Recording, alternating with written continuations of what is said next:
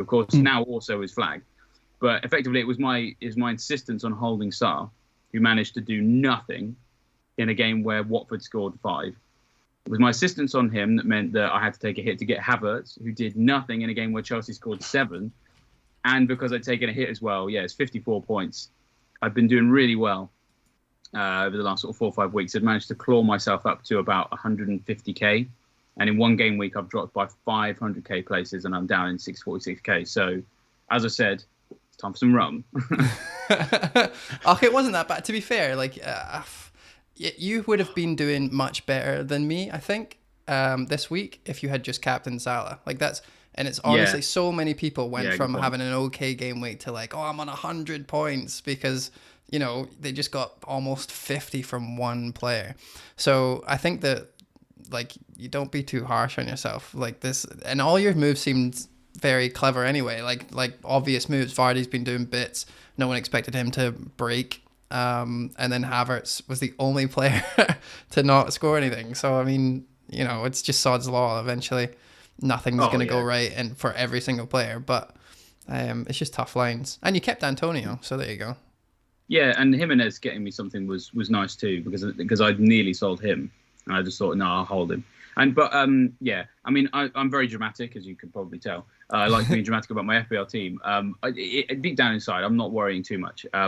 Having left Scout, actually, it's a lot easier to detach myself from the really bad game weeks. And I was actually at my dad's wedding over the weekend, so I didn't experience a lot of this in real time. And sometimes when you experience it in real time, it's way more painful than just kind of digesting it in one kind of hungover Sunday morning double check on what happened, And so then it's easier to make more cold, objective decisions moving forward. We'll talk about it at the end, I'm sure, in terms of what we're doing for the next game week. I won't be changing very much. I'm not going to be knee-jerk. And I've still got my wild card, but I don't want to use it. So, I'm going to stay calm. Oh, that's interesting. Still got your wild card. I really like the Pinnock move. Obviously, you're unlucky that he's got a minor knock now. But obviously, with those upcoming fixtures, he was one I was looking at. Same with Luca Dean, actually. I can't believe he got -1 again. He's such a troll, isn't he? To concede 5 against Watford. Oh, that's so Digne. But the thing is, I keep saying that about him. I think I'm getting fed up with him now. He's the next to go if I get rid of anyone. You are so patient to be like, I think I'm getting fed up with him now. I would have been fed up with him 5 game weeks ago. It's. I owned him and Shaw, so it was like. It was like the black sheep and the even blacker sheep, and I just had to in the end keep the grey sheep, because I couldn't get rid of them both. So I know I am quite a patient manager. And with Digne, it's almost like the narrative is still burning in my head because what's so Digne is to get a -1 one week and then a 17 the next, and I keep saying that every week. Well, it's like, well, he did terrible this week, so surely next week it's a 17-pointer. I'm still waiting. I'll probably sell him on the game week it happens, but, it is what it is. All right, no, fair play. All right, we'll move quickly on through mine and get to the good stuff, which is Rich's team. Mine, very similar story to you, except I captained Salah. I brought Vardy in for Lukaku, which a lot of people did. I was going to go to do Tony first, but decided we'll go Vardy, and then if I really need to go to Kane, I've got enough money in the bank anyway. The only Chelsea player I had didn't play, but Livramento scored, so that kind of saved me. And then Captain Salah. So I feel like this was a really bad week to do okay. It could have been so much worse. And I didn't really have anything pressing to do. I was actually going to roll a transfer. And then Lukaku hurt himself. So I'm a bit annoyed now. This is the 4th injury I've had to that striker spot. It was DCL and then Bamford and then now Lukaku. And then I don't know what's happening with Vardy yet, but he was, I think he had a little something on his leg when he was clapping to the fans. So that's not very good. But I'm just really happy that Livramento came off the bench because Christensen, he seems to always, I'm not fed up with Christensen yet. Unlike Dean, I keep getting points off my bench when he doesn't play, and it seems to always be Livramento. Because someone said to me, "Why aren't you playing Livramento?" And I said, "No, he will play. He'll get on somehow for whatever reason. I need 12 players every week. Someone's not going to play." So it's just a same week as a lot of people that are listening, watching. Very happy that Sanchez got some extra points. So that was like a highlight. I didn't see that until late on in the day. So that was a wee like, oh yeah, you got 2 extra points, which is, sums up how much I needed stuff. All right. But now what we've all been waiting for. It's not that amazing. I've seen many scores bigger than mine. Who cares, mate? You got 3 digits. Bam. Yeah. With a wild card played too. Like that's Trent, I was sat on 99 points with my wild card, and then Trent snuck that bonus point at the end. So it did make me a little bit happier. And also, if I hadn't wild carded, my old team, if I didn't have Salah, I got 10 points combined. So I'd have been in serious trouble if I hadn't wildcarded this week. Wait, you would have captained them in your pre-wildcard team though, yes, right? I would have. So I'd have got 58 points. But then I might have had to do a hit because I had players like John Stones in my old team. Mm. So the wildcard was a success. James Chilwell is so sexy. And you put them on the correct place too in your team. And they got loads of points this week as well. It's brilliant. Yes. Yeah, I'm really happy with it. The only mistake I made was playing Foster over Sanchez, but I'm not going to moan about that. And that was only 3 points difference. Havertz, I wasn't even fully convinced if I was going to get him or not, because I was speaking to Stefan a bit, and he was saying he tries to ignore FOMO, but I can't ignore FOMO, so I went for Havertz. But then I also went for Chilwell and James. So I was quite happy at the end of that Chelsea game. I've already done a transfer as well, but I won't spoil it yet. But Havertz is gone, basically. I won't spoil it. I hate him. That's how patient I am, yeah. Oh, it's a lovely team. You've done really well. And you were unlucky with a few of them. Like, you could have had way more, too. Cancelo's late. I mean, stuff like Cancelo conceding didn't really annoy me because there's a lot of people that have got, like yourself, who've got 2 City defenders. So I don't really care what Cancelo does. It's a bit like Trent. I almost don't care what he does. I've just got him. Yeah, it's like a cow's opinion. Yeah. And then Son, I wanted to talk about Son for a little bit too. What did you think of his performance? I mean, he could have scored. He had a medium. I was going to say a big chance. It was more of a medium chance. What's a big chance for him? He usually scores from worse positions. Yeah, I'm happy that I've got a Spurs player in just because looking ahead. Actually, one of the reasons I went for Havertz is it gave me a nice route to get Kane if I wanted to. I can do Havertz down to like Brownhill and then Antonio up to Kane. I could also go to Mane from Havertz, basically by downgrading Antonio again. But I've blocked that now because of a move I've done. But I'm happy just having Son. I think Kane, I'm just not going to be able to get him now. And based on the performance, it's not the end of the world because I don't think I'm going to captain anyone else.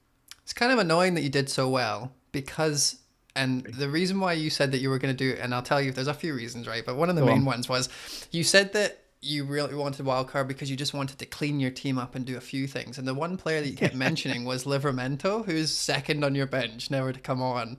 Like that, I feel like you would be really annoyed about that, and had already mentioned it had you not had 100 points. Price rises now. I'm getting the price rises. That's true. You're making money off him. I couldn't play him. There was no one I could play him ahead of. I couldn't play him ahead of Reece James, Trent, Cancelo, or Chilwell. Maybe Tony. And then I already had to bench in Bremo, which I didn't feel like great about. Yeah, no. And to be fair, it was the correct decision because no one's expecting a goal, and he did concede, so it wasn't like you did anything wrong. It's just funny. I think he's just a good sub, and I mean, I can understand if someone can play him every week, but because I was on wildcard, I couldn't start him unless I went for like Manquillo and players like that. Nah, it's all hindsight stuff, but really well done, really well done. Yeah, I feel See sick. what happens in the next couple of weeks, though. That's just 1 week, isn't it? And there's already a couple of flags appearing. I've seen we've all got a few flags. Oh yeah, we should talk about that. Or maybe not. I don't know. Let's get into our first headline. Because first headline, now last week we obviously went through the more budget kind of midfielders. Now I think it's worth maybe looking at the 7.5 to 8.5 million midfielders.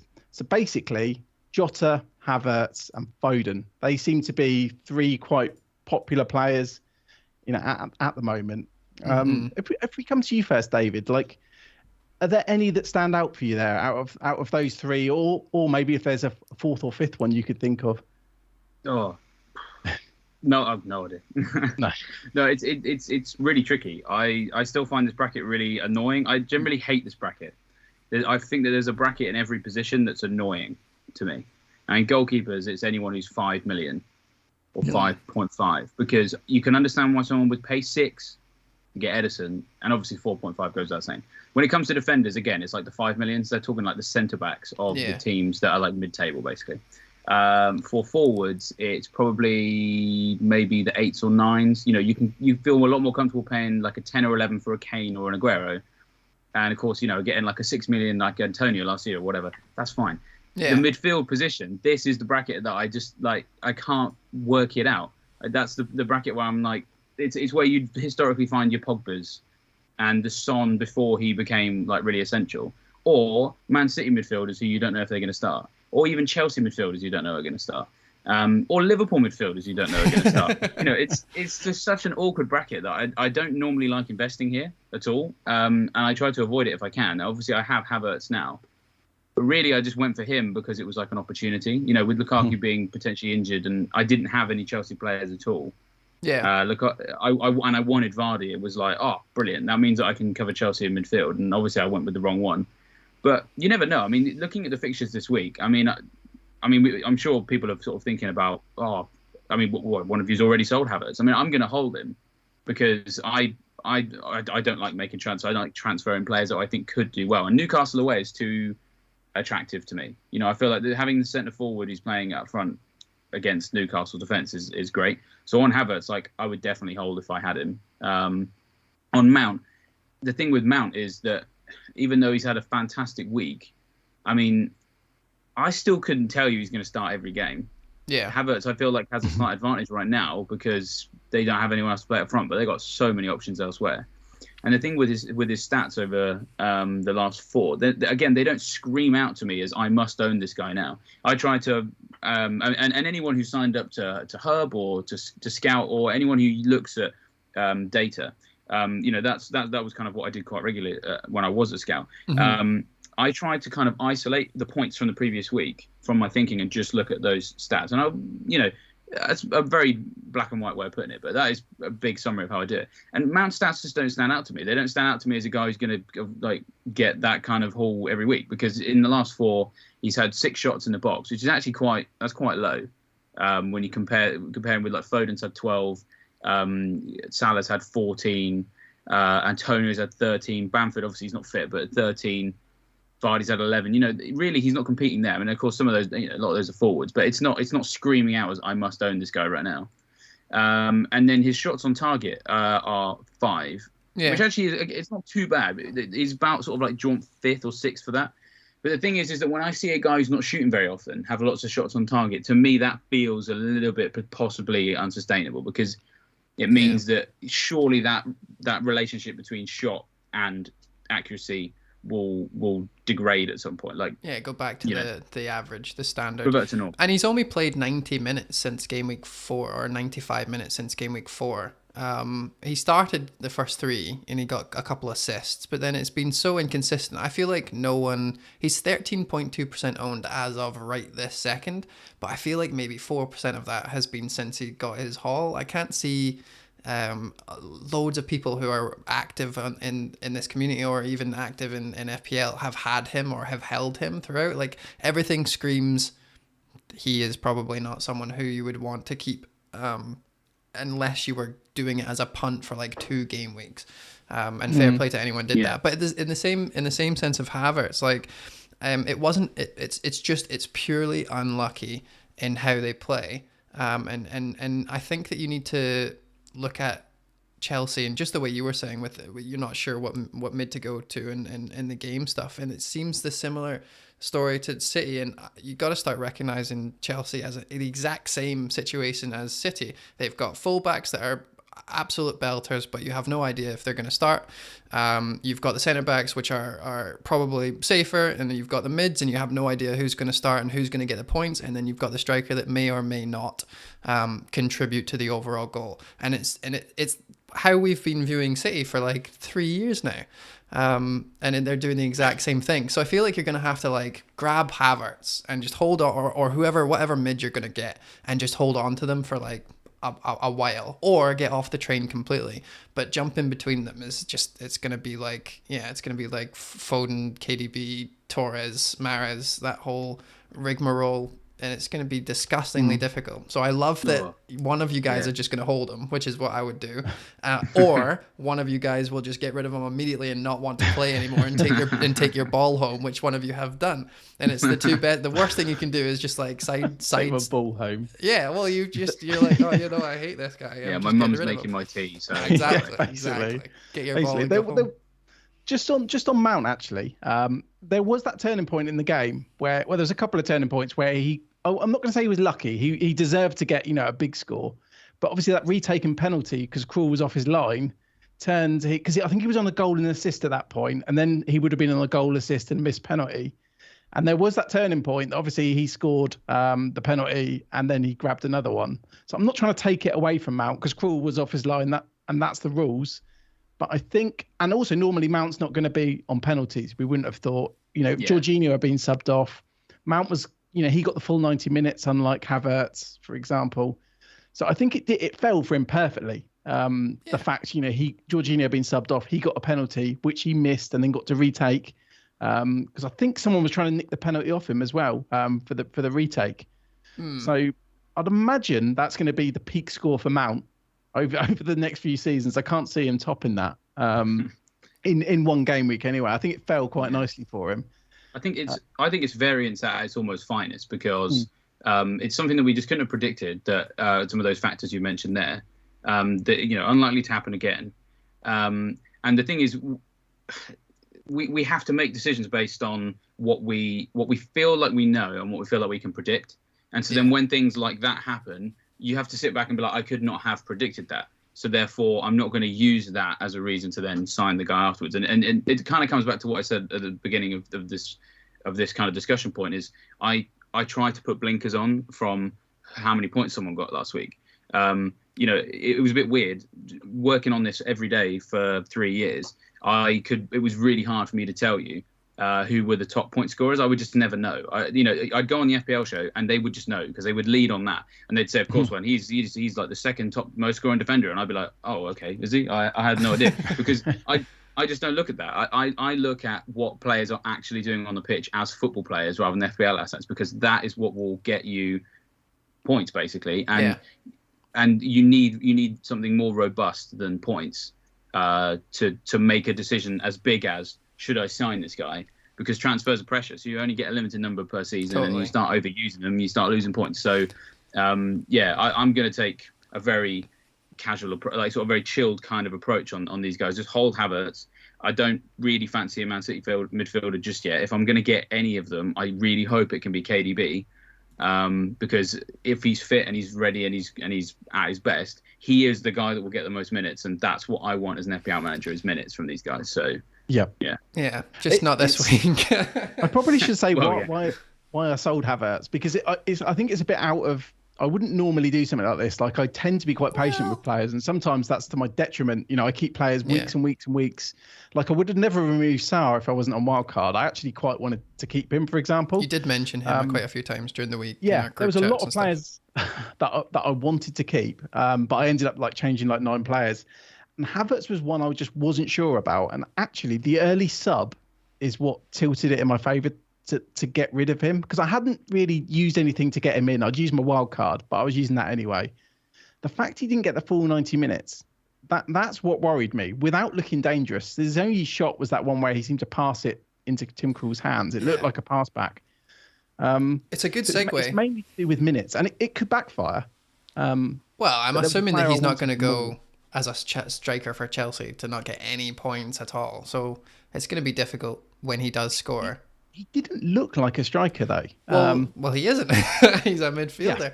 Yeah. That's a great segue in what I wanted to touch on there. And David, forgive me if I'm putting you on the spot. But if we look at their strikers historically and over the last, I say historically, but not very long, but Werner didn't do really well in the system.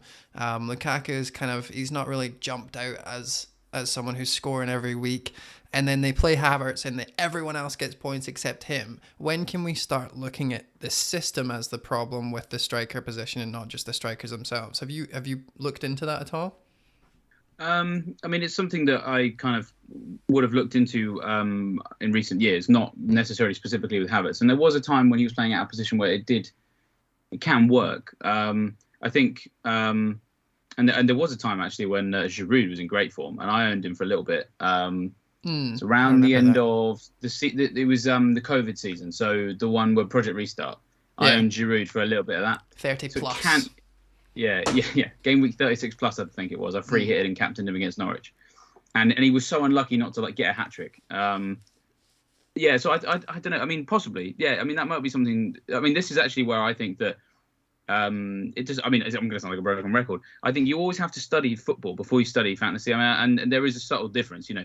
If you have your ear to the ground and you have a really good idea of what setup teams are playing, what impact that setup is having on specific players, then you will find often that you will sometimes get ahead of the curve, or you will avoid certain traps.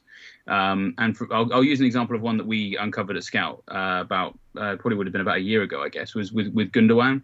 Was that we discovered that when he would do really, really well when he wasn't playing with Jesus.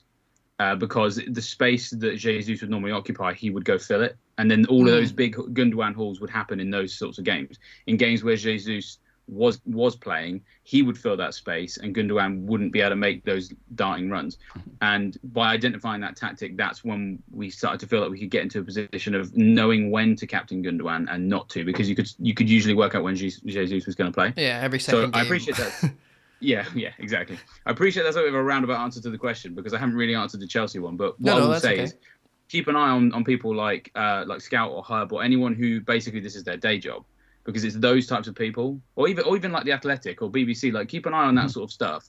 And if you are very ears to the ground on what different setups mean for different players, you will be a much more informed fantasy manager than, you know, your average casual, or even your average sort of person who kind of just takes their information from Twitter or is a bit more, or maybe just takes it from one place. Going that extra level deeper can have a big impact. Yeah, fair play. Well, we'll go now to our correspondence in the Chelsea forums. Mr. Rich himself, have you actually looked at the forums and figured out anything about the strikers at all? I haven't been looking at the forums much. Actually, I would say another thing that worry about Havertz is obviously we don't know the fitness of Lukaku and Werner as well. So I like what David's saying, but I guess things could change like very, very quickly, and maybe not ahead of the Newcastle game. And I wonder why he was subbed off. Like, maybe because he's the only player who can play that position, he was being protected. I was going to suggest that. Yeah, it's less replaceable. So it could be that. I guess then the worry is if they've scored like 2 or 3 against Newcastle, he could then be pulled off early in that game as well. Obviously, he could have had a hat-trick if they're 2 or 3-0 up. Well, only if they're 3-0 up. That's mathematically. But yeah, this whole thing is making me think, because obviously we would probably all own Lukaku had he not been injured, and now it's going to be a bit more hesitant to bring him in because we're, you know, a lot of ifs and buts regarding the striker position and if it is the situation. So I really want to. I'm going to figure that out. I'm going to find out what's going on. I'm going to try and keep my ear to the ground, as David said. And I think we know a lot more about Jota and Foden at the moment. As in, I feel like they're let's shift over.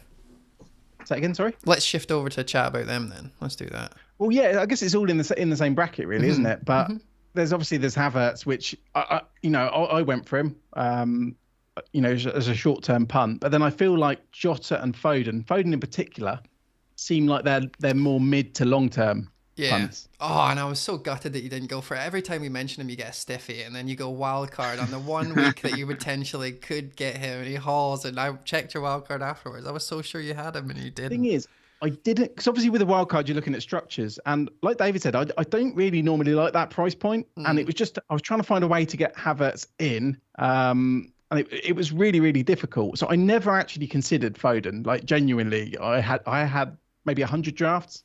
Yeah, he wasn't in a single one. It's interesting now, isn't it? Because obviously you're filling that space with one player. You're not going to think of another player if you're certain that you're getting Havertz. But yeah, no. Yeah, what we say was like a non-negotiable for me because I wanted a Spurs player. As your wild card, I wanted a Spurs player. Kane was just too expensive, so Son was an easy one there. So yeah, Havertz, he just felt like a very short-term punt. I wish I'd gone for Foden, obviously. Yeah. Well, let's talk about Foden then. Are we all in the agreement that he is going to be sitting there for a while? Because I feel like that is inconclusive, and it will always be inconclusive. No, David, what do you think? I think he will always be an inconclusive starter. Yeah. But then that's just for all of them. I feel like with Man City midfielders, and I'm being very anecdotal when I talk about this. I'm not going to be throwing stats into this particular bit, unfortunately. But I feel like they're patchy because they tend to be patchy with Pep. You know, there'll be like a 6 or 7 game week period where Foden is unplayable, a potentially captainable fantasy asset for the ultra brave. And then it will come to an end for something we don't quite understand because we're not as, genius as Pep is. Then it will be Mahrez. We'll have a go at that. Then Bernardo Silva will do it, but no one will really notice because everyone seems to have Bernardo Silva blindness.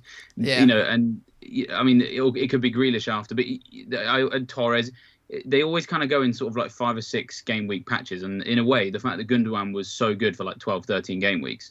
Yeah, it was an anomaly. Rare. He was Leo. Yeah, 100%. That's kind of the reason why I went for KDB, was because I felt like he was the most consistent in terms of starts, and and then sure enough, the second week. So I feel kind of a bit let down with our current or our previous thinking of the situation. It's almost like you just need to jump on one and hold them, but then how much are we willing to spend on that person? Because this is blocking my Son, Kane, whoever I'm thinking of getting. And it's how you react to these big hauls as well that I think is really important, because like I said, I feel like the timer on Foden isn't long. The period at which he's going to be worth owning, I don't think is going to be as long as people think, because there will just be a time in the season where he just won't play, like he won't start like 4 in a row, because that happens to all of them. And so then if you've got him, if you've got him now, hold him, of course. If you've already signed him, sort of on a Monday night, maybe wait a bit later to do transfers normally, but obviously hold him too because you've already signed him. But I think you've kind of really got to wait. You got to look at his starts and think, well, when's that going to end? Because he's had 4 in a row. And normally when a Man City player has had 4 in a row, that's when I start to think, oh, hold on. He's probably had his fill now. Yeah. Because there's a couple that haven't, and then they'll come in. Yeah. Which is why I would rather just own De Bruyne.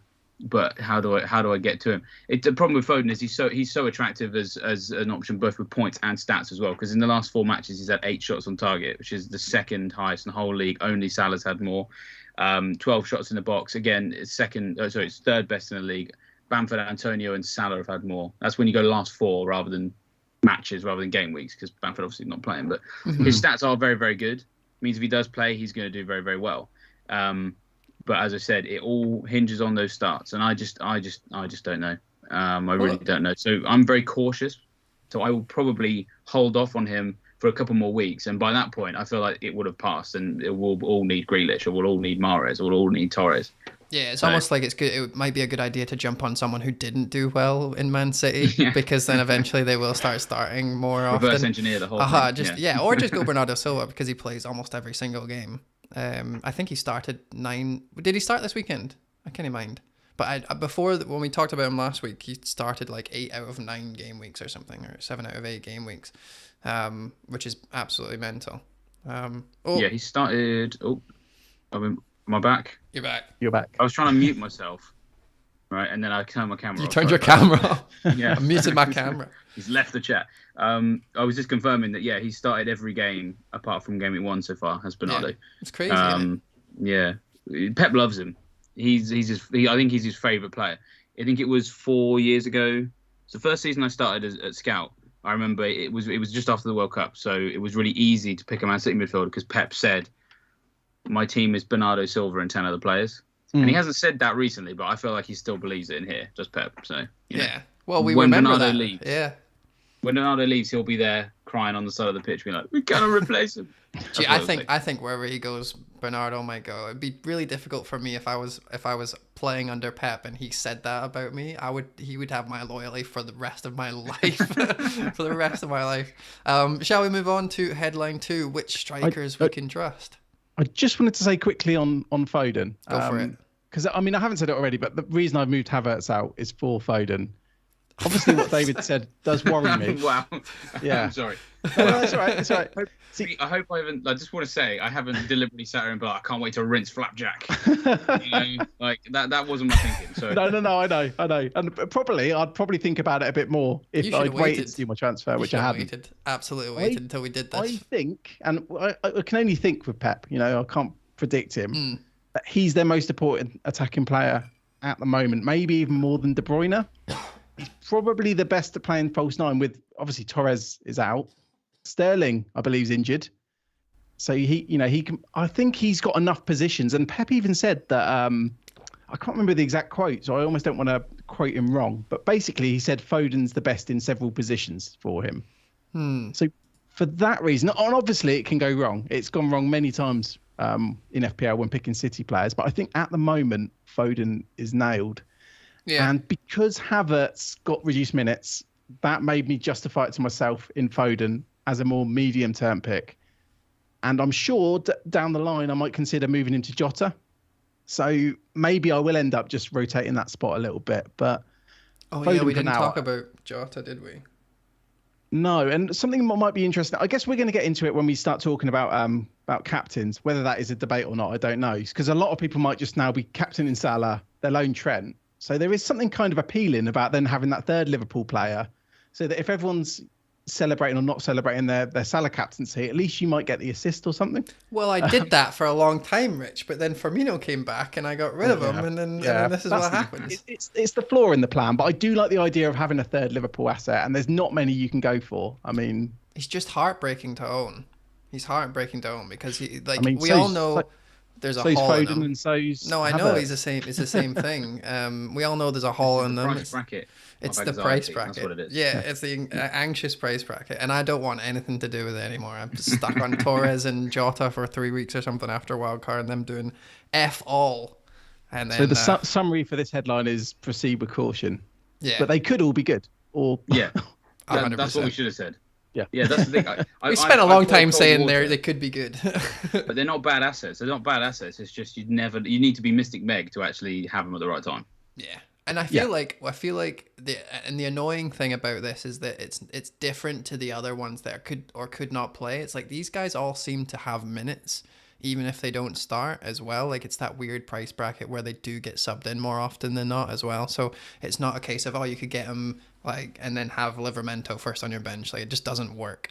So yeah. Anyway. Also, something else I just thought on that is I just wondered now because David did the Mystic Meg reference. Dave, do you know who Mystic Meg is, or are you too young? I don't know specifically. It's more of a. No, I meant Dave. Other Dave. Oh, he's talking to me. Oh, sorry. I was going to say, aren't you guys the same age? You know Mystic Meg. I've now exposed myself accidentally. I could have let him do it. Mystic Meg was like a paper thing where you text in or call in or write in, and then she answers. Was eventually. She was on the National Lottery. Oh, mate, I know. The first one in 1997, but yeah, maybe. I'm not even that young, but yeah.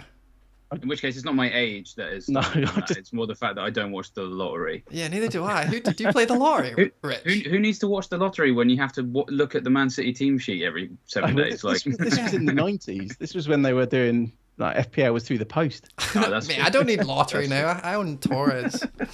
Torres. All right, which strikers can we trust? So, Rich, kick us off. Why me? Well, because I don't know exactly what you mean by this headline. No, that's fair enough. That's fair enough. It's just something I thought of because obviously, I guess last week a lot of people had a lot of money to spend because of the Lukaku injury. So people were looking at, Kane and Vardy, who obviously got 3 points between them. Mm-hmm. Then you've got Jimenez and Antonio, who seem to be consistently returning now, in particular Antonio. And then you've got all these really cheap options as well. So I guess what might be fun here is if we pick maybe our ideal three, like if we were wildcarding I like that. Now, who would our three be? Obviously, and that takes into account, I guess, squad structure as well, because I ended up going quite cheap on my wildcard. Like I went for Antonio, Tony, and Pukki.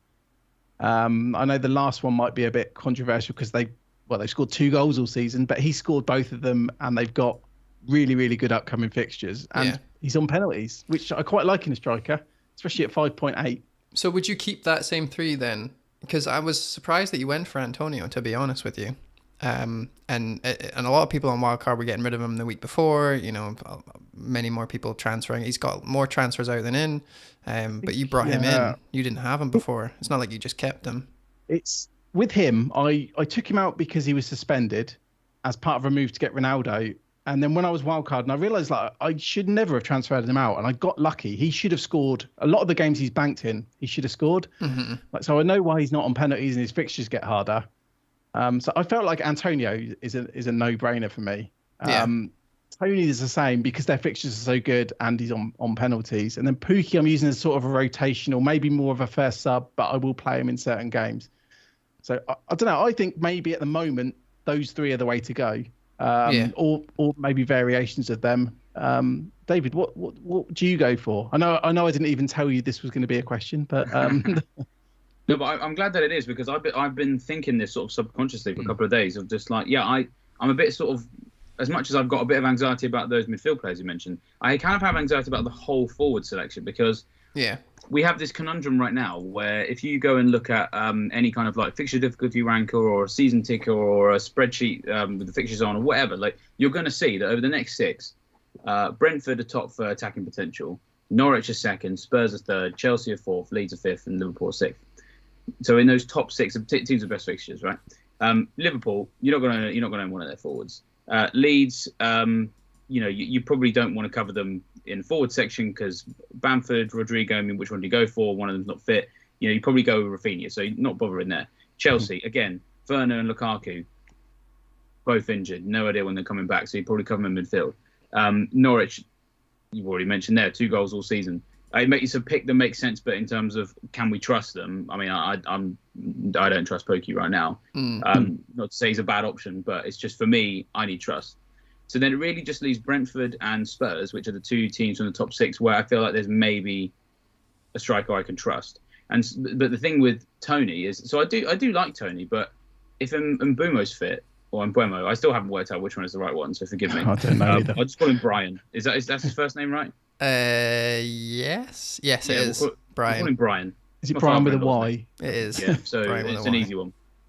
So if Brian's fit, then I'll probably go him, to be honest, because it kind of looks like Tony, whilst being the penalty taker, kind of has a slightly different role to just out-and-out centre forward. He's had no big chances in the last 4, for example. 7 shots in the box, 4 on target. So he's not like in the same kind of bracket as your Salahs or Foden, or these players that are shooting a lot, big chances, relatively a decent amount of time, and then the shots on target are also good. That's where Vardy was until the most recent week, but he only played 45 minutes, so he's kind of dipped down a little bit.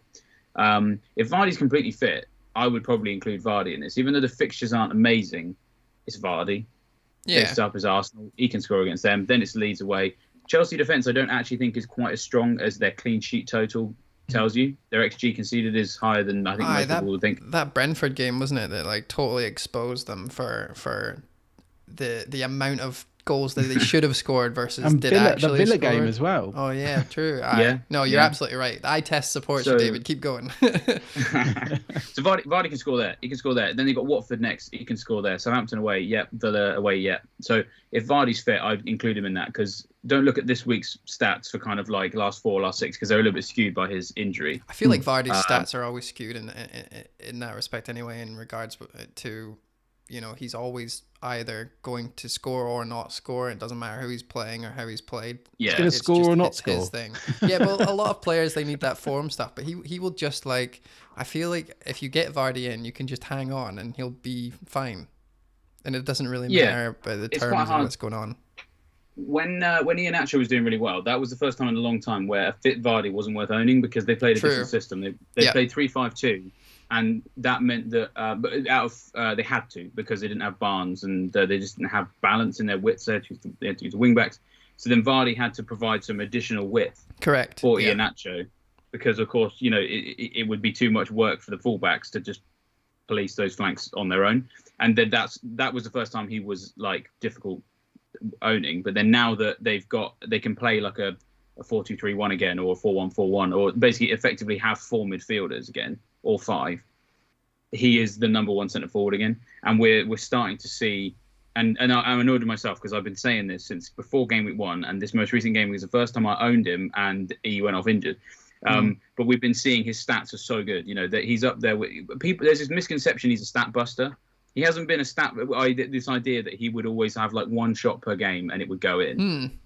He hasn't had that for about 4 years, because whenever he's in decent form, he is shooting left, right, and centre. He's always really high up for shots in the box, always really high up for big chances, always high up for shots on target. But that's why he's such a good option.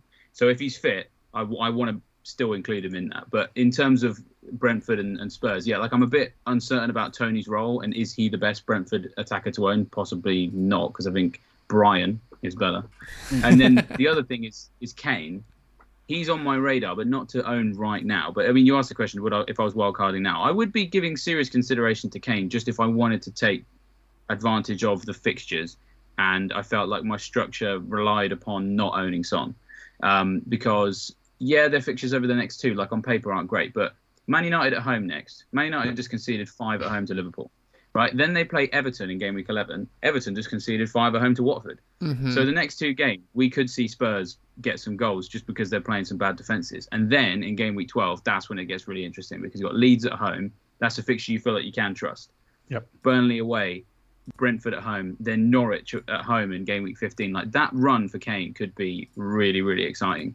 And even though people have their doubts about Spurs, over the last 4, there's some things about Kane that I like enough to just keep an eye on, because he's had 7 shots on target in the last 4. Only Foden and Salah have had more than that in that period. So even though he's not shooting like a heck of a lot, he's starting to wind up a little bit. And he's, created 2 big chances as well. So there's a little bit of assist potential there. The next 2 games are going to be really interesting kind of scouting opportunities for him. So I'm not going to get him right now. But I feel like in 2 or 3 weeks' time, we could all be sat here going, right, Kane's fixtures are incredible. He has scored in, 3 of the last 4 or something like that. Yeah. Is now the time. And then that may be the time I go try and get him. So can I trust him now? No, but I might be able to trust him in a couple of weeks' time. Yeah, I think I can agree with that. But, at least having a plan to get him in, like I had a plan, and I guess my plan still applies. I have a way to get him if I need to.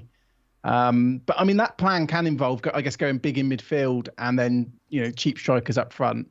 But I get what you mean with the trust issues. Like, obviously, the fact I've had to go for Pukki, where they've scored 2 goals this year or this season. I mean, it is a bit ridiculous, but he's only 5.8 million. And when I looked at him compared to Brozier, obviously Brozier's now scored 2 in a row, and he's 5 million instead of 5.8.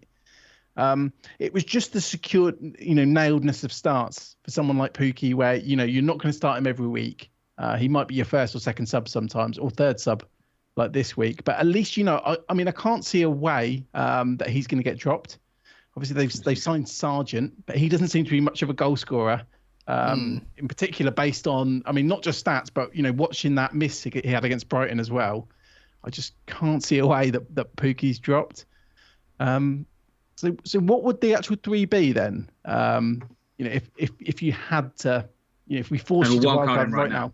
Yeah. Right now. Gun to your head. And it's pre, and I turn around and stare down the barrel and be like, but Brendan Rodgers hasn't done his next press conference yet. Yeah. Let's assume Vardy's injury free then. Injury free. All right. Okay. Right. Then it would be Vardy. I think Antonio, because I trust him too much. I just love Antonio. And here's the moment where I go blank. Let's go Tony. Yeah, Tony. I think Tony's almost in there because there's so few other options that you've just sort of. And it's the fixtures too. Yeah. You use the fixtures sometimes as an additional level of filter, but that's why I like this as a question, because I feel like it is a conundrum for people, because you look at the fixtures and the majority of teams that have the best fixtures don't really have the form forwards to back it up, and so then that is probably just what pushes Tony to the top of the queue, and the other Tony, as in Antonio. But I hate that. I really hate that. I'd much prefer it if we had a really hot, in-form striker sliding in to this period of epic fixtures, and we don't really have that at the moment. Yeah, so, we would love a talisman. It would be useful. But Dave, who would your 3? Really quickly before the piss break. Someone that we haven't mentioned is Wang.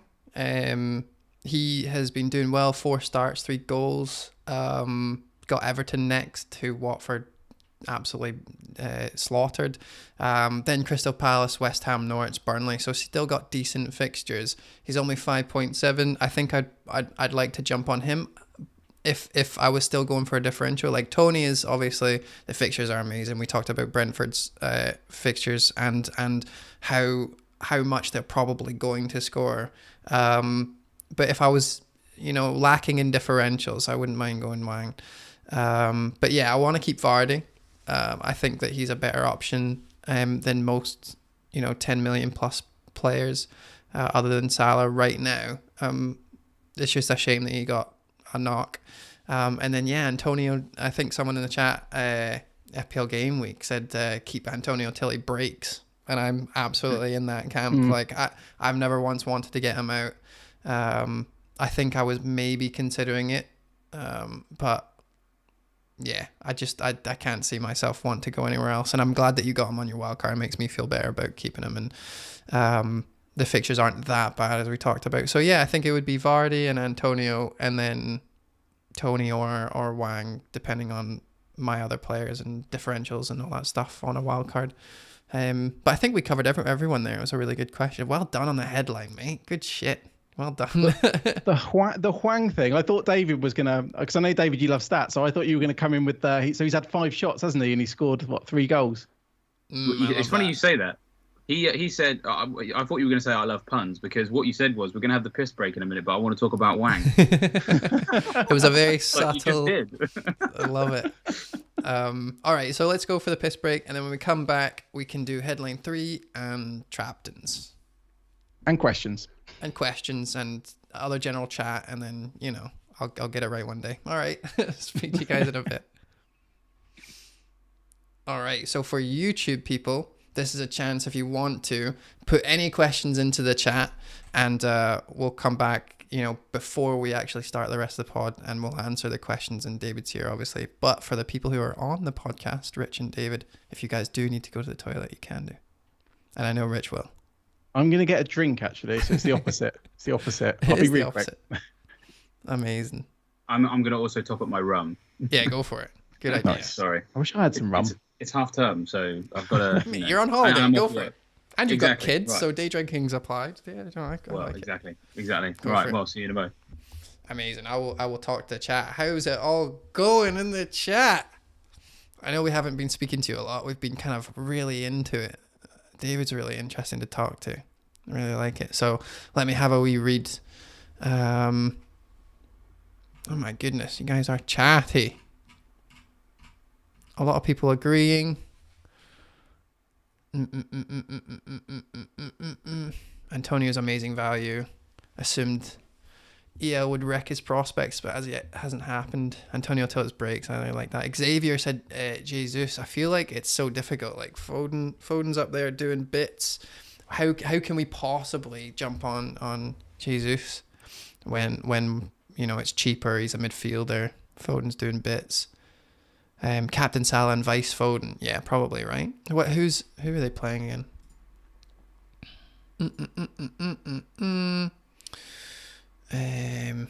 Crystal Palace is actually, they haven't been doing that bad defensively. They haven't been doing great, but they haven't been doing poorly. And it's funny that no one's mentioned that Mitchell's been scoring goals. He was our 4.0 defender last season before. And he was doing really, really well. 4 shots, 4 goals. I love that kind of stuff. He's lethal. Every time he shoots, he's scoring. Why wouldn't you want that as a player?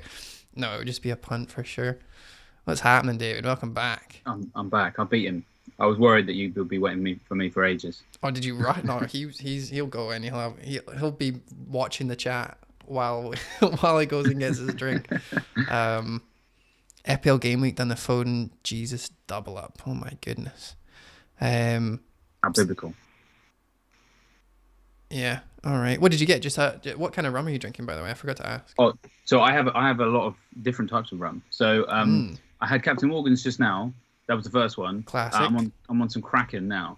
Dark rum, like it. Yeah, exactly. I'm a bit of a stickler for sort of like stupid reasons to do things. Kraken became my drink of choice for watching Squid Game, just because I thought like they're both brand. the same thing. Yeah. I like that. So I recently just bought a new bottle of Kraken, and I'm trying to work my way through it. I haven't got any episodes of Squid Game left to watch. Just watch them again. Should watch them again and have another drink. Of course, I've still got another bottle. I might as well just restart it. Or just play FPL, because FPL feels like Squid Game, to be honest. I was Red arrow, green arrow. I was starting to think like, oh, what other things have squids in them that you could drink this with? And I was, yeah, Pirates of the Caribbean too, I guess. You could you could jump on that as an actual Kraken. But anyway, Rich is back. What'd you get?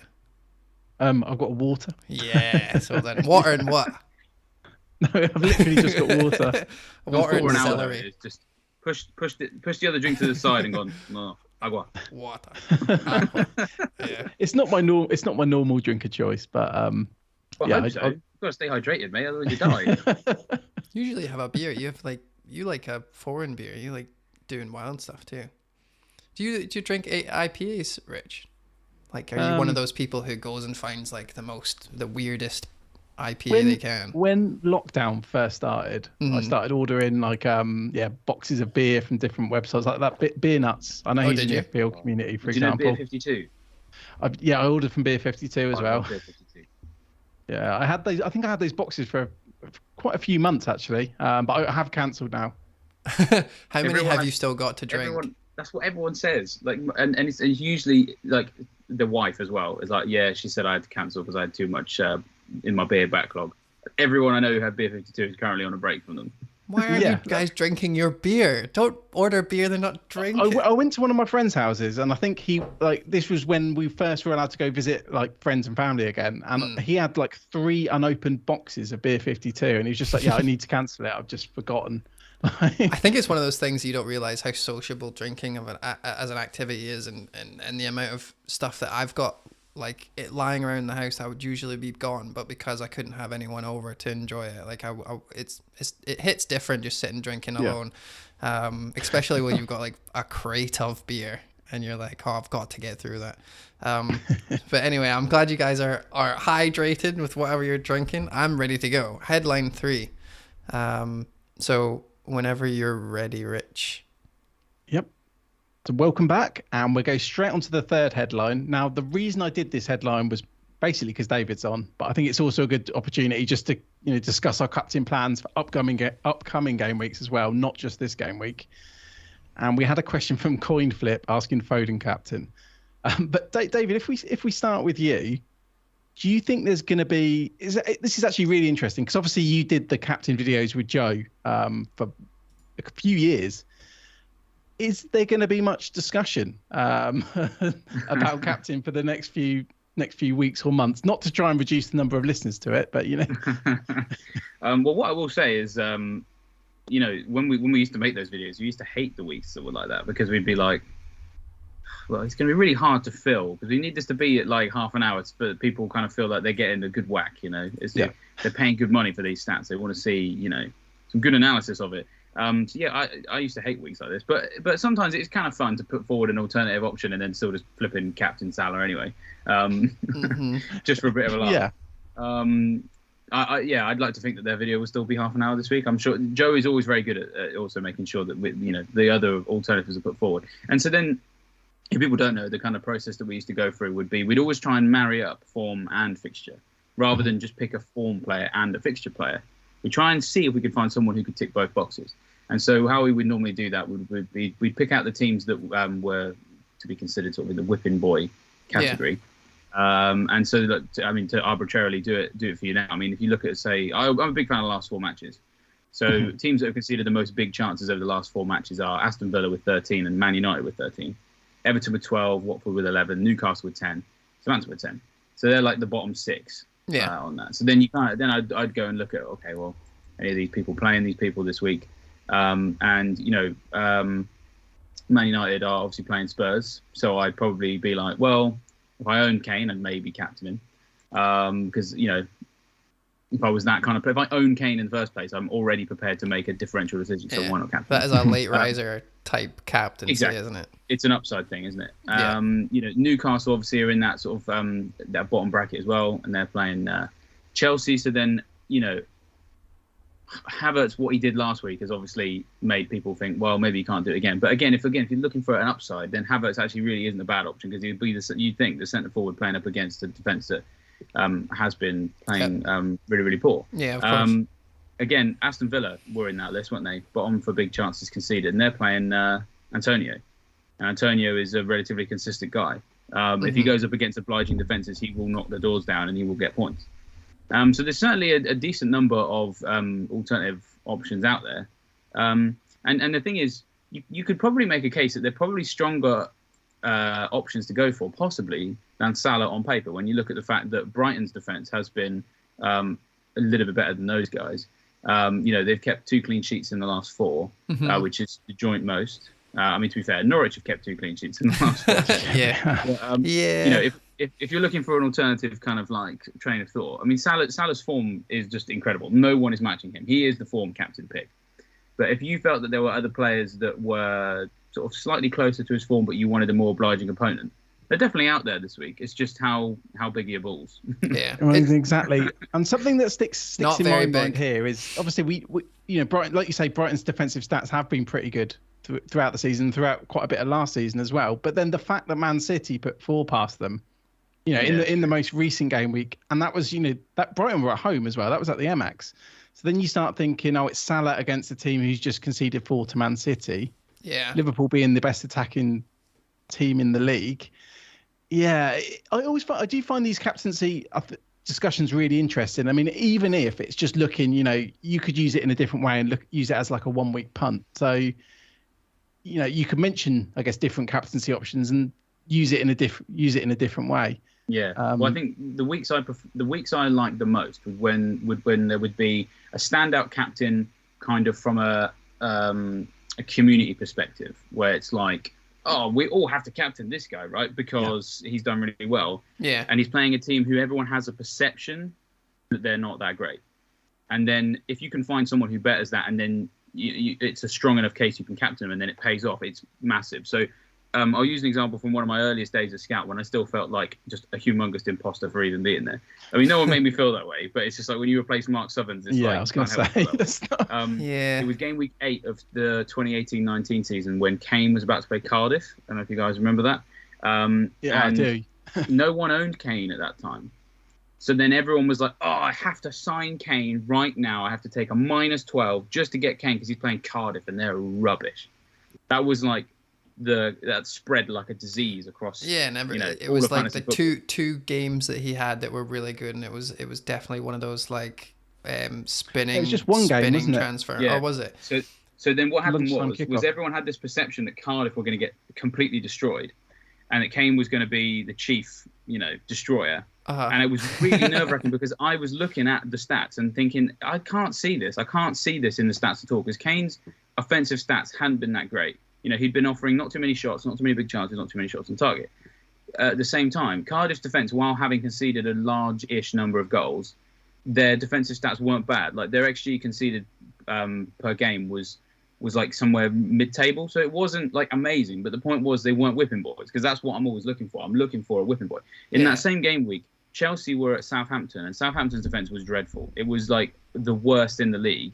And Hazard was his stats were fantastic. Midfield player, so he was creating chances left, right, and centre, shooting a lot. It was that season where it was his last season at Chelsea where he really left on a high, and that was already borne out in the stats. Yeah. And so this is when it comes off best, is when everyone, just absolutely everyone, piled in on Kane, and I have no idea how I managed to put off the pressure. Didn't even sign him at all when like everyone owned him and captained him. Captain Hazard. And in that game week, I got something like 90 points in a game week where most people got 40 because they're like taking hits to get Kane. And I went from like 100k to like 4k in one game week. That's and crazy. So, but that all came from the captaincy video. I wouldn't have ended up making that choice unless I'd sat down and I'd looked at those 2 schools of thought or the 2 boxes I want to tick, which is the players' offensive stats, are they good? The defense's defensive stats, are they bad? If you can just find a week where the guy who is like the most owned isn't really that good stats wise, and there's someone else, that's when you go for those, and it's going to be massive. I remember that week vividly because I remember it was a lunchtime kickoff as well. Because I remember watching it, and Kane got booked. Because I also didn't have him, but I think I just couldn't find a way to get him. And I can't remember who my actual captain was, but I just remember it was nerve-wracking. And was it only 1-0 in the end? I think it was a really low-scoring game, and Kane just didn't come off at all, did he? Yeah, it was I think it was a really random goal score or an own goal, or it was something ridiculous. Like, it didn't help anyone. Then he got booked.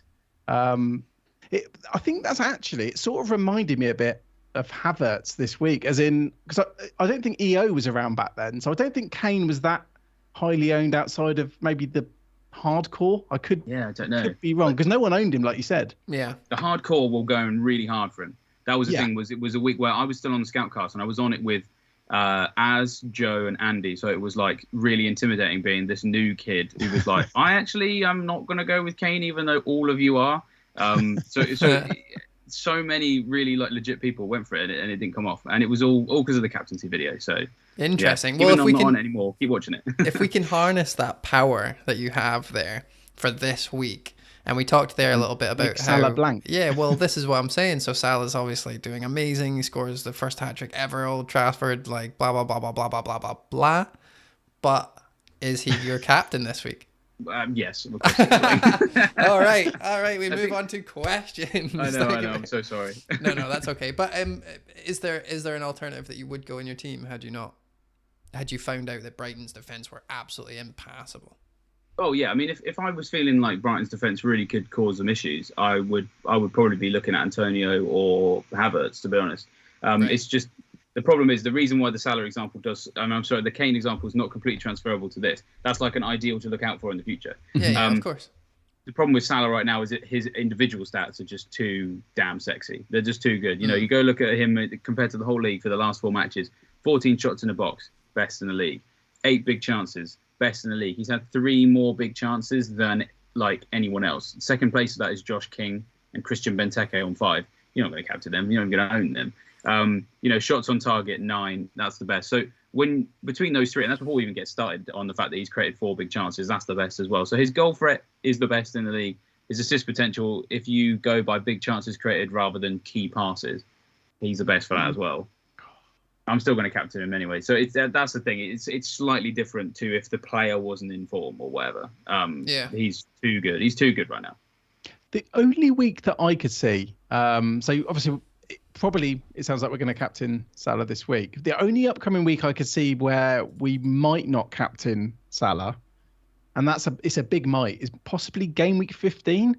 So Liverpool are away to Wolves, and then Spurs are at home to Norwich. It's the only week I could see in the next few weeks where I'd even probably consider it, and even then I probably would end up. And Man City away at Watford, and they always absolutely tonk Watford. To pieces. Was that the 8-0? Yes, basically, I've seen them go win 6-0 at Watford. I've seen them score 8 at the Etihad. Like we've all seen it. So that's a good. Yeah. That is a good game week to pinpoint because there might even be people that don't have like De Bruyne or some other expensive Man City player. Maybe Sterling's back and banging the goals in by then. That'll be a really interesting week because people will probably not have Kane. They won't have De Bruyne, and they'll be looking at Salah and thinking, I don't want to captain him against Wolves. Oh, I'm looking forward to that. It made me really excited about game week 15. Looking forward to game week 5 game weeks from now. I can't see myself not captaining Salah either. I feel like this is kind of disingenuous in terms of I've really enjoyed the chat, and I'm definitely going to use how you guys did the captain thing, but for this week and for the next week and the next week and the next week and the next week, like it's going to be who you captaining? Salah. Awesome, let's move on. I really want to just captain someone else for the sake of it, and I did that a game week ago, 2 game weeks ago with KDB, and I only lost out on 2 points to Salah, so it was okay. I got away with it, but that scared me into never doing that again. Well, this is the thing. This is why I think it's interesting to discuss captaincy, because if it sounds like you're only going to captain Salah, is there actually much need for you to have KDB when you could have Foden? Oh yeah, of course. Just as an example. Yeah. Although is Foden still going to be starting? I mean, coming back to what we talked about earlier. No, of course. Is he still going to be starting by then? It could be Grealish's turn by then. It could be Mahrez. Mm-hmm. It's tricky. Yeah. KDB's never going to go 4 game weeks without playing, whereas a lot of the other players I think could absolutely, without a doubt, go 4 game weeks with Pep forgetting they even play. Like, could he go 4 weeks without getting injured? Then well, then I don't need to make a decision. You know what I mean? It's okay, well, Kane's coming in then. Welcome to the team, Kane. So, shall we do questions now? Yeah, so I was just going to say, do you want to do mini leagues? Oh, I mean, sure. I guess if people want to join the mini league, the code is 4U2742. We can come back to that, Dave, because I know you've got to pull questions first, then I'll do up. the screen. Yeah, let's do some questions. So the first question's for you, David, from FPL Soccer Crazy, who I'm pretty sure is in the chat. He's asking, why did you leave the Scout, basically? You know, when I saw this on the list, I felt this weird level of excitement where I was like, it's these moments where I sort of can pretend to feel like a minor celebrity in some way, because every time I see this, it's like, it reminds me of like, oh, you know, why did Steve Sidwell leave Reading in 2007? Why did he? Or like, and then they gave him a weird squad number. Yeah, you know, but basically when people sort of start, because when you leave a job, people go, oh, cool, like, hope you like the new one. This is the first time I've ever left a job and people have gone, why? You know, like, I mean, they're all strangers. They're all people on the internet that are just like, why have you left that job? So it's just, I find it quite an interesting dynamic that I've never really experienced in life before, because no one asked. It must be nice. When I left John Lewis Cafe in 2010, nobody asked them. They just got it, you know. Yeah. So yeah, I think it's a great discussion point. I mean, basically, one of the main reasons I left was kind of just family, to be honest. I worked in football 7 years before I left Scout. And the thing is, over that extended period, I worked for lots of different companies in that time, 2 different newspapers and then Scout, all doing sport. You basically just don't get weekends. And so my first daughter was born in 2016. And when they're under the age of 4 and 5, that's not as bad, you know, having to work a Saturday because they're not in school. And then you can just see, because you get days off in the week, like a Wednesday or a Tuesday, something like that. Could see him then. But my eldest is now 5. My second, she's 3, and she's very plugged into she goes to preschool 4 days a week now because my wife's photography business is booming. So it means that she needs to be. So it pretty much means that like Saturdays and Sundays are really the only time that we get to spend like as a family. And so then between that, and the thing is, football during the COVID period, it got a bit much. You know, like there was games on just every day, and there were people who were fans who found that a bit much, you know, like, do I really have to sit down and watch West Brom Burnley today? Yes, I do, because I'm obsessed with it and I own Dwight McNeil. Exactly. And so then it got to the point where I was kind of just not really enjoying football for what it was, and FPL as well. You know, I mean, it's no one's fault. I mean, I don't blame anyone or anything. It's just kind of life. Life's happened, and when you do a job that was previously a hobby and then becomes a job, you kind of lose that hobby element and you lose that enjoyment for it.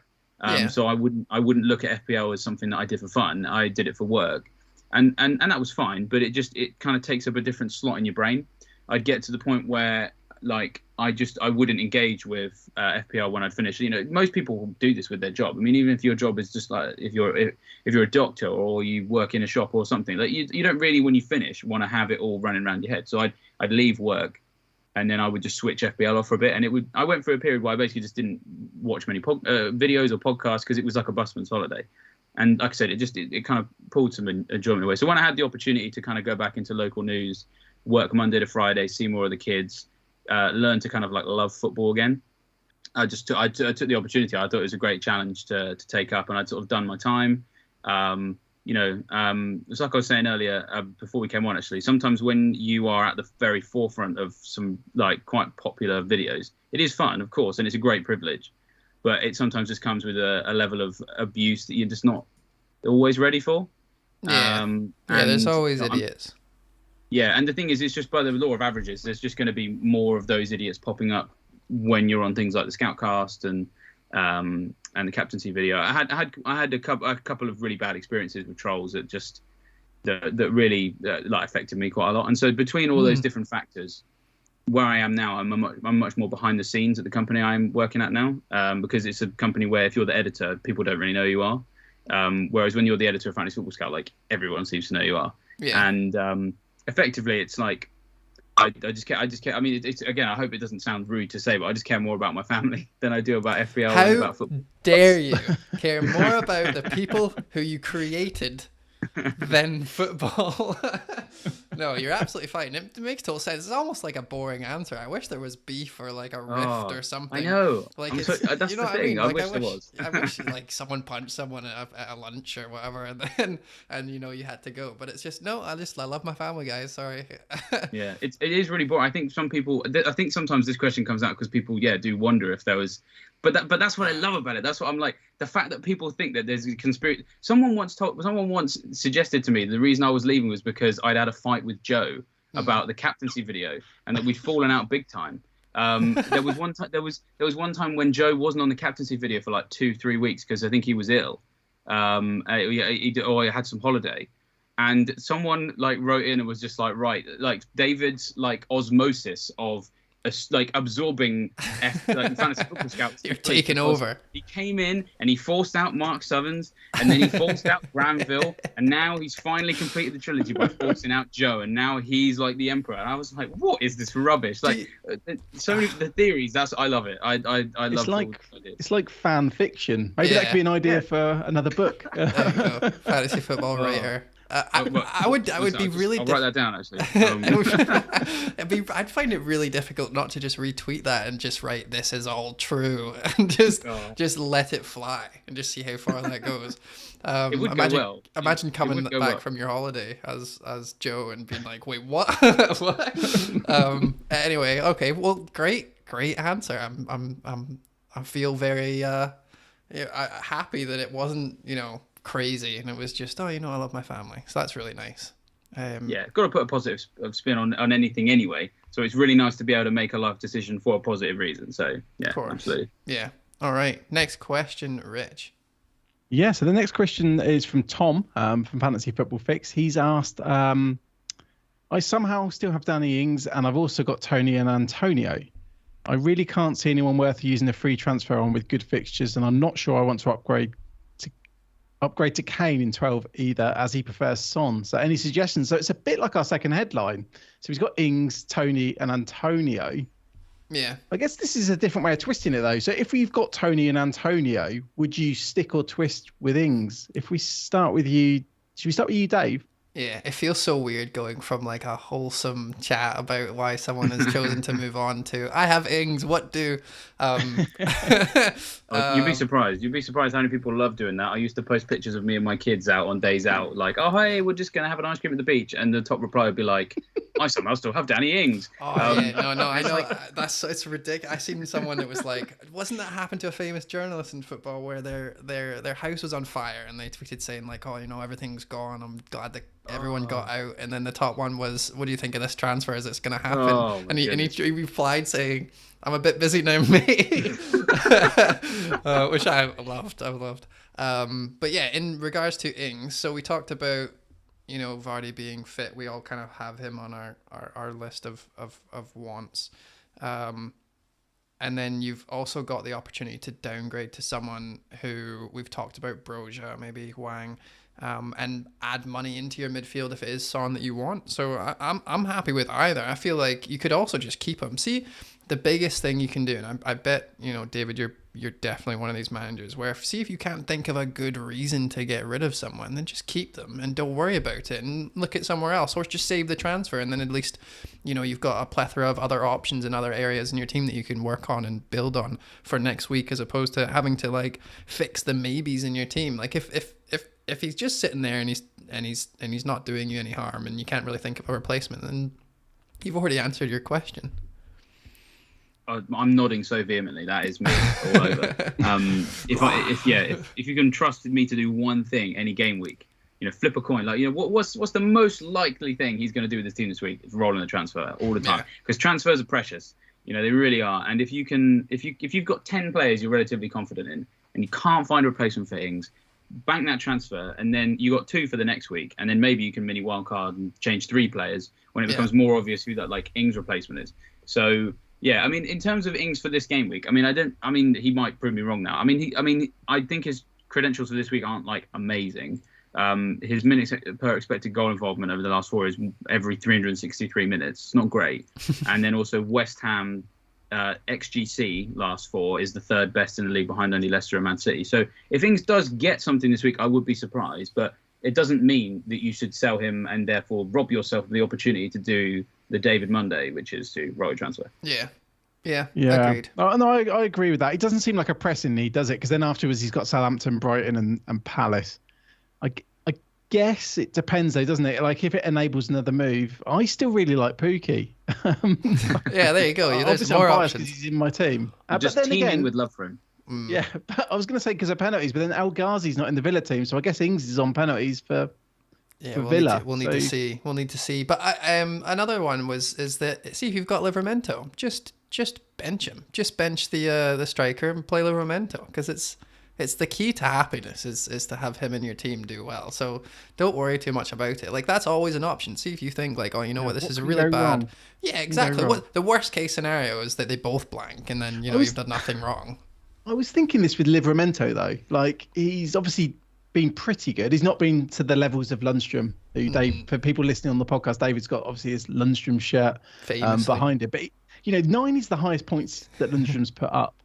And if I was ranking like my top, like, I don't know, 50 defenders, I don't think Livramento would be in the top 20. I haven't tried doing it, but there's so many good defenders at the moment. I think he's just a good cheap sub. I don't think he's more than that. I'm going to eat my words when he hauls again this week. Well, it's interesting because our next question is from FPL Trunchin that has asked, what is Rich's top 20 defenders? So if you want to just take it away, Rich. I tried to think of a random FPL name, and Trunchin. I'm pretty sure I could do. Not Livramento. He wouldn't be in the top 10. No, I know, but definitely wouldn't be in the top 10. If price price wasn't a thing, obviously, and that we don't play the game like that. No. Well, anyway, to go back to Ings's. I was going to say Ings's question. Yeah, the Ings predicament is that, like, just keep him if you're not too bothered, if you can't think of a replacement, and if you have someone on the bench that's doing well that you don't seem to be getting in, or he's coming in, just and no more, like Livramento has been doing for a lot of players, and just stick him in your team, bench the guy you don't really like, and then figure it out next week. Yeah, and we got one more question. So Michael Lund, it's kind of based on the headline we did last week. He's asked, do you see any fixture-proof midfielders in the price range of 6 to 8 millions? Thanks for a great pod. So, thanks, Michael. And a preemptive great pod. I like that. I guess if we could all maybe shout out a player we like in that bracket. David, do any spring to mind for yourself? Oh, he's picked the anxiety bracket. Yeah. Wait, is it 6 to 8? Every single one of these brackets seems to be a bit tricky. Like Rafinha seemed to be the standout one last week, but now. I'm happy with that. I'm happy with that. We talked about Rafinha a lot last week too, didn't we? And we were worried about it. I think they're all options I'm willing to take a little bit of a risk on, potentially, if I was that kind of manager, for 3 or 4 weeks or something. But there doesn't appear to. I don't think there's anyone who's, another way of putting it could be set and forget. You think back to. Yamares from a long time ago, or Ryan Fraser from a long time ago, or I'm trying to think of some others, or Gundogan. I can't really see anyone who I could put a hand on heart and say could be that. I think the person who's got the best chance of being that is probably Foden, but even then, it's probably still has. It's got a short expiry date on it. Like when you try and buy bacon from the corner shop, you never quite know how many days you got left on it. Yeah, eat that as soon as possible for anyone listening. I like that. Definitely. So sorry to I hate saying no to questions, but I don't know. Yeah. I'm say no. Boring. Be assertive. Be assertive. Get them. All right. Get no. Yeah. No, there's none. All right. I agree. No, there's none. Well, if you think about it this way, just to mention, is that we have 10 game weeks now, 9, and there is yet to be like someone in that price bracket that everyone owns, that everyone will own, and it seems like. So that's your answer, is that if there hasn't been one yet, then how do we predict the next one? It's almost like Benrahma was a must have and you couldn't have anyone else, but now he went down in price just last night. It's Rafinha and Salah have had the same and then lost it again. Yeah, so, you're always gonna that price bracket. It's almost impossible to find someone that season keeper for the whole way was priced 6 million or to 8 million. I can't remember a single. Usually you'll find a defender because they come as like this 4 million package of goodness, and that's fine, and we always seem to find one. But I can't think of a 6 to 8 million midfielder that I genuinely have kept all season. So it's funny, isn't it? Because obviously about 3 weeks ago I had Salah, Benrahma and Rafinha, the players we've just mentioned, and they were all doing really well, and I was thinking, I'm just going to stick with these guys. And I guess the closest to one is probably Rafinha. He's obviously had a lot of things outside of his control. Well, like he's had the injury, he's had traveling to Brazil, Phillips' injury, Bamford's injury. I think all these things have impacted him. I still want to try and keep him. Like, I'm going to try and bench him this week. The only thing I noticed with him, though, is at Christmas, like December the 11th, he plays Chelsea away. 3 days later, he's got Man City away. Then he's got Arsenal at home and then Liverpool away on Boxing Day. It's like this 2-week period where he's probably got the three toughest away games in the spin, like 16, 17 and 19. Another thing is that he plays for Leeds, who have been playing really shite, mate. Well, so that's another one. That's probably all the injuries. I mean, maybe it's not. Oh, maybe they've been playing without Phillips and stuff, and Bamford's been away. So it's not his fault, but it's the same thing. Like, we just don't know. The punts are there, like, we've been talking about ones that are maybe a bit cheaper, and that's fine. Brian and whatnot. I love that we're calling him Brian. I'm never going to stop that now. Brian, Mbuemo or whatever. Top marks for not trying. No, I know. Thank you so much.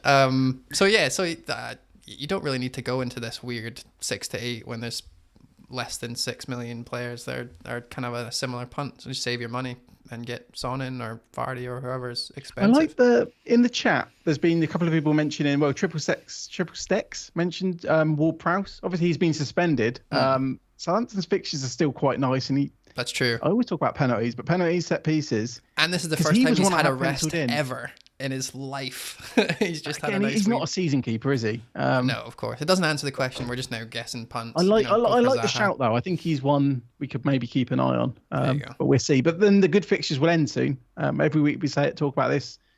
One further down the line. All right. So, the corner shop. All right. So we go do the real quick. We'll do the leagues then. Yeah. Do you want to bash through them? Bam. Yeah, I'll bash them. Don't you worry. I'm bashing them. Kaku has risen to the top this week. 688 points total, 111 this week, which is phenomenal. And then That's changed. Their name, though. Lukaku. That's their team name. Yeah, I know. Oh, I can read them both out if you want. Avanash Jagtop. Is that why you did it? Because you wanted I can't read it from here. It's too small. All right. Okay. Fair play. And then Gauze Byron or change name fame, 117 points this week, which is amazing. But the biggest one, I think, of the week, Benny and the Jets, Matthew Benchit, is 131 points. I'm actually going to look at his team right now. I'm curious. What did he do? Captain Salah, of course. Jesus Jimenez, Mount, Rudiger, Alexander-Arnold. 131. Yeah. Oh, Mount, Foden, Salah captain. Yeah, he's got the 3 midfielder beasts. How many points is that with 3 players? Wow. Well, those 3 players have probably outscored your team. Mate, they have Foden and Salah are on 66 points, and then 4s, 17, 20, 90 points for Mount, Foden and Salah. Yeah. That is nuts. Well done, mate. Very good.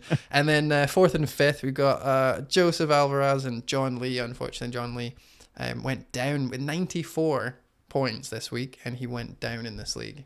It was very competitive. Tough league, isn't it? So yeah, the code for that is 4U2742 if you want to join. And do you want to just quickly go over the Patreon league as well? Not the surgery Patreon league. We thought, David, and I don't know if you guys get this, but or you did when you worked, but we had a few people saying that we didn't want anyone to know that we were in a Patreon for fantasy football. So we were throwing names around and what we could call it, that it was like, conspicuous that it wasn't the Patreon. So I decided to go, oh no, it was James actually. And in the end, he called it not the surgery Patreon league. So we landed on that. So hopefully that's, pleased everyone. Very nice. Really solved the problem. But go on, Dave.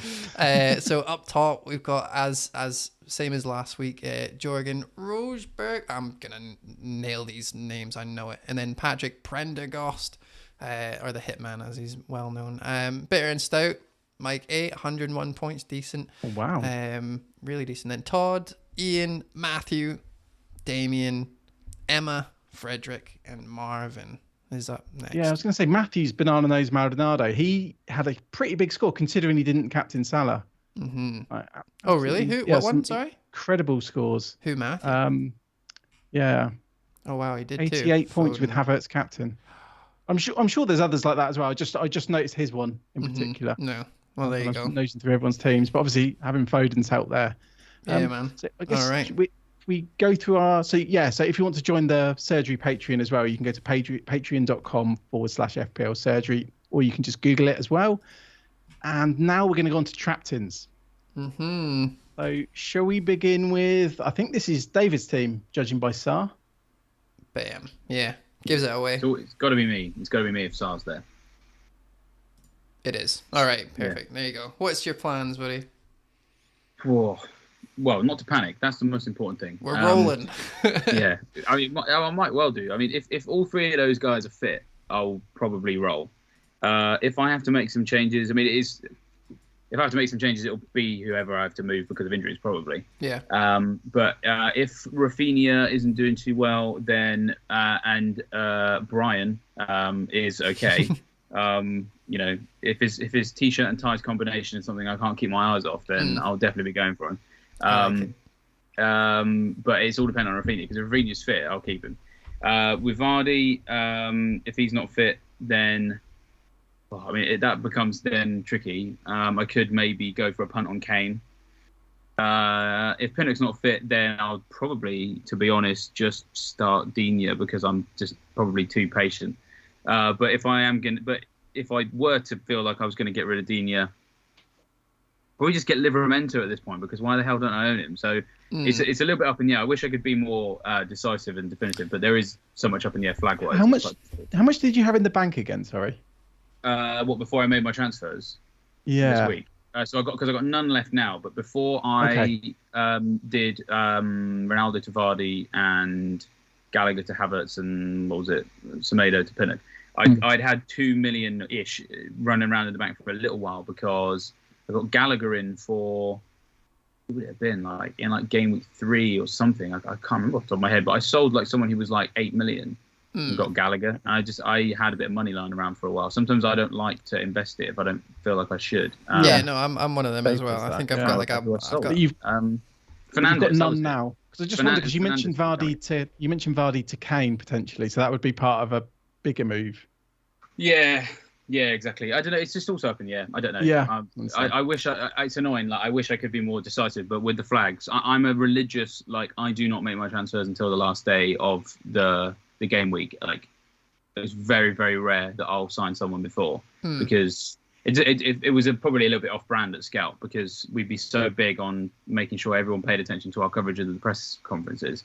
It would just feel a bit remiss of me to just screw the press conferences, do the transfer anyway. So, but also I generally think that I'm one of these people. I'm happy to invest 0.1 in information rather than save it to not have the information, because I'm a very cautious boring manager. So here's a question for you: if all three of them are injured, what's happening? So Vardy's not playing. He's going to be out. Been dropped, hasn't he? Duffy's potentially dropped.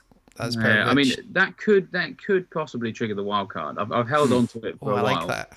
That's the answer I wanted. That's the answer I wanted. There we go. My answer just got a little bit more interesting. You should be a journalist. That was great. Thank you very much. We'll see. I don't want to use the wild card though. It will be a forced wild card if that happens. My plan the whole season has been to hold off on using it, because I've always wanted to be one of those people that is able to get, you can usually get a really good bounce out of wildcarding in the winter. And then between January and March, you make a lot of ground on the people who either wildcarded early or want to save their wildcard for chip season towards the end of the season. You can make a lot of ground there that sometimes you can hold on to even in chip season without the wildcard.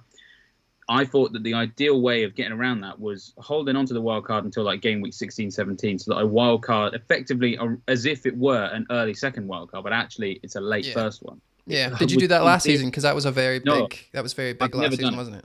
Oh, you haven't gotten there before. You haven't been able to. And so I want to do it this season so I can have that winter bounce, but also still have the wild card for the chip season. Because I feel like if you can do both of those things, you're giving yourself the best chance. It's just, can you get to that first wild card at a late stage without having to use it? And I'm a little bit nervous that if all three of those guys are red flagged, I may have to play it now, which is a bit annoying. It's funny because go for it, Rich. Oh, no, I was just going to say that because that was my plan. I was holding the wild card and I was getting asked, why are you holding it? What are you holding it for? But I was just trying to hold it as long as possible. I feel like this season's conspiring to stop you from doing that, because comfort flags everywhere. Mark Southerns has held his wild card, and I believe he's activated it 2 nights ago or something. I heard on a Twitter Spaces. So it feels like people are trying to hold it.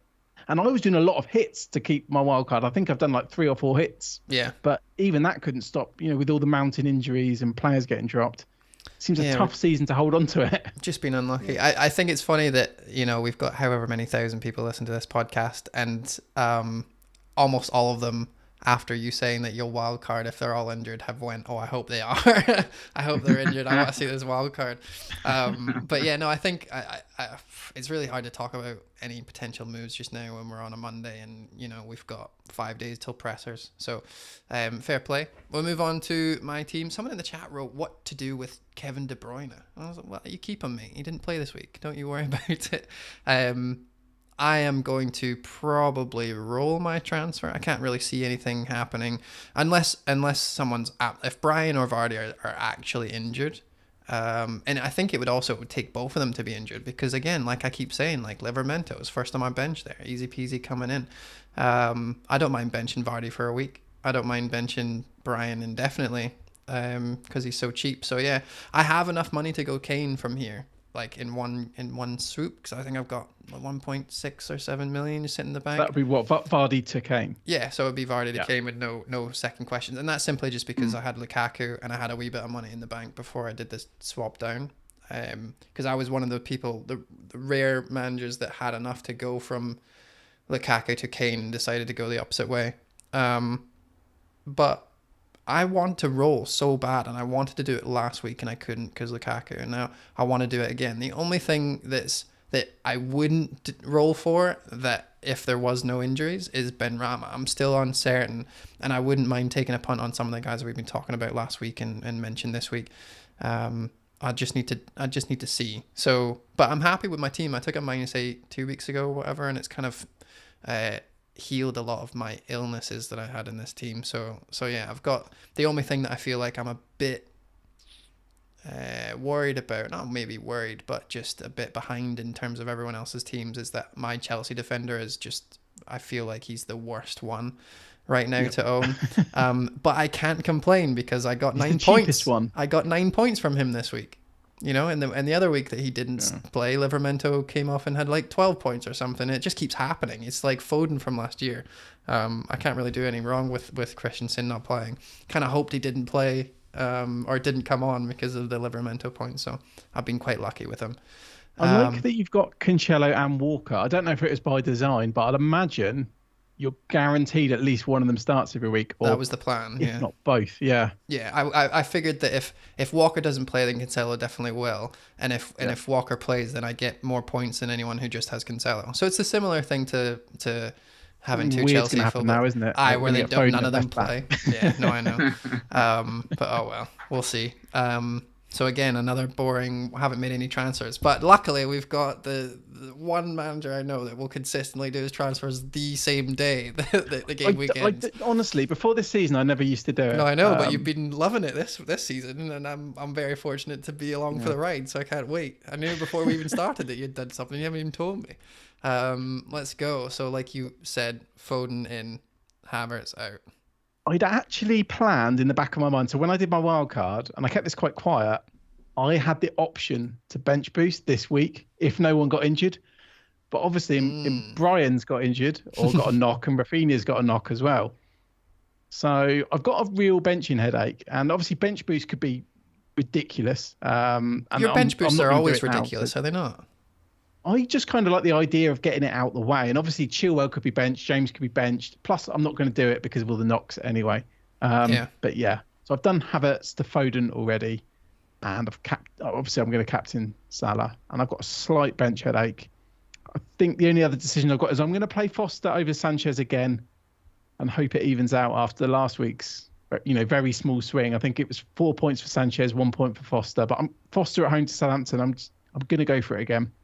Yeah, makes sense. I mean, it was a good decision last week too. Yeah, I think the reason I did the Havertz to Foden move is I knew I wanted Foden long term. Obviously, David's got me a little bit worried today. But then I've got the bench to cover, and I don't think I think Foden is important. So even if he's benched, then I don't think he'll come on unless they're chasing the game. Again, you can be wrong with that with Pep. And then the bench, I've got Livramento, players like that can come in. Yes. I mean, at the moment, I've got Livramento, Mbeumo, and Rafinha bench, and Sanchez, which, I mean, they're all players I'd happily start. Yeah. It is weird so because nice. Every single time we do a pod and we see your team, everyone's like, "Oh, you've got a nice team. You've got a nice team." And then it has been a really nice team. And then there's 3 weeks where you've had a nice team and it didn't work. But then one game week where you had everyone do well, and you've now hit it twice. Yeah, in, one 4 thing game I weeks say, or because something. I've always followed the traditional thing where you have a bench with like as little as possible I used to spend on it. Something I like with this, because in the last few weeks I was doing all my transfers on defenders, like Trent got injured, Rudiger got injured, and I was just doing too many transfers. So I think this will stop me. Like if Rafinha's injured, if Mbeumo's injured, I don't need to do a transfer. If I've got a strong feeling that Reece James or Chilwell is going to be benched, I could just bench them. Like that's the theory anyway, until I need someone like Kane, and then I have to start ploughing the money out, and back comes like Manquillo or something. Yeah. So just like us, we, Brian, Rafinha injury permitting, but is there anything that you would be up to plans wise this week with your transfer? I mean, it's after a wild card, so I'm assuming not. With my one? Yeah. I mean, my transfer's gone. I'm not is there doing anything else you're doing? You doing anything else? No. Just deciding which players to bench, which goalkeeper to play. I'll have those. I'm not doing a hit. Unless something awful happens. You say that now. You're not going to talk me into it. You've done enough. All you've got to do is housekeeping. Yeah, housekeeping. Yeah, bit of hoovering on the bench, a bit of dusting of the goalkeeper position. Yeah, and then I'll get some nice bench problems, as in bench points. I'm kind of annoyed. I did want a bench boost, but at the same time, it's nice having that decision taken out of my hands because it could have gone badly. Yeah, you don't have to dwell on it. For sure. A wild card bench boost. That's a classic as well. That's something that a lot of people do. Did you mean that? Did you have like that, like kind of in the back of your head when you? Did you really? Oh, I really respect that. That's awesome. Just like if everything goes well. Well, it's always nice to keep your options open, isn't it? Because what I didn't want to do is go for someone like Scarlett again. That's why I've gone for Pookie. I hated having that just non-playing player. Yeah. And Havertz meant I couldn't go for Brownhill. You gotta say that Scarlett was really consistent though. You gotta hand it to him. He was, and he held his price. Consistently 0 goals, 0 assists, 0 points. Famously indestructible as well. As people will remember from Captain Scarlett. Oh man, that's taking it back. All right, so that's the teams, Rich. That's the teams. Yeah. So and obviously most of the stats today we've bought from Fantasy Football Hub. So if you go in the description, you can sign up there for a discount. And David, thank you so much for coming on. Obviously, you promised at the start of the podcast for our sci-fi fans. Yes. You'll talk about your book, which is launching tomorrow. So that's the 26th of October. Yeah, they've waited long enough. There's people who've tuned in. They don't know anything about FPL. They're just waiting for this very moment, I'm sure. Yeah, me. Yeah, we don't care about mounts and Fodens. We care about spaceships and aliens. Yeah, man. That's actually that's true. the way it is. That's true. But yeah, as you said, my new book comes out on the 26th. If you're watching live, that's obviously tomorrow. If you're listening to this on Thursday, it's already out, so you can buy it now. So it's a sequel to the book that I brought out last year, which at the moment is on sale. So that's called Writing in the Sand. I've got a paperback copy here, so if you're on YouTube, you can see that. It's a science fiction. It's set in the future where mankind has colonized other planets. But one nation is not able to do that in quite the same way that other nations can, and that's Britain. So they're trying to colonize the stars illegally. That's all the premise I'll give you. If you want more on that, then I'm going to pop a link in the chat in just a sec to go to my series page. And so right now you can get that for 99p on Kindle. But the time is running out very fast on that. So again, if you're listening on Thursday, it's already gone back up in price. But it's like a pre-book 2 coming out deal. Yeah. So you got if you want it for 99p, you got to get it tonight. That actually sounds sick. That actually like as a concept for things illegally going up and trying to colonize when you're not allowed to. That sounds awesome. I'm well up for this. I'm definitely getting this. Actually, when I try and sell this to people who are more hardcore sci-fi people, I describe it as like The Expanse. It's 1984. Meets Lost, because there's a lot of different things going on in this world. It's just the people illegally trying to colonize is very much like the main section. There's loads of other stuff with like a dystopian London, serial killers, aliens, all sorts of stuff, all sorts going on. So that's why I think it appeals to people who like The Expanse, because I was going to say it's funny because you said Expanse in 1984, and I'm down with that.